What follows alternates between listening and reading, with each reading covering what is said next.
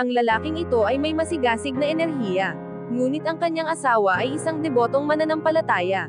Dahil matagal na silang kasal ay nakakaramdam siya ng depression sa loob ng maraming taon.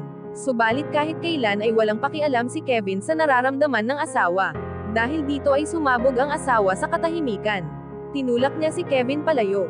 Sa mga sumunod na araw, pinagmamasdan ni Kevin ang mga babaeng empleyado sa tindahan habang nagtatrabaho. Bawat galaw ay ini-imagine niya ito. Dahil dito ay panandalihan niyang nakalimutan ang kanyang ginagawa. Hindi na kinaya ni Kevin ang sakit sa kanyang puso, nagmamadali itong lumabas para umuwi.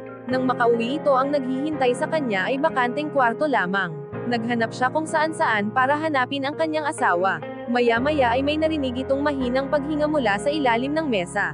Dahan-dahan itinaas ni Kevin ang sapin ng lamesa, nakita niya ang asawa na nakatago doon. Binaliwala niya kung ano ang ginagawa ng kanyang asawa doon at nag-umpisa itong lapitan siya.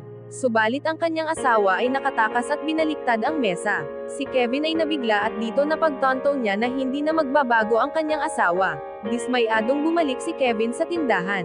Ang babaeng empleyado hindi niya alam na may paparating na panganib.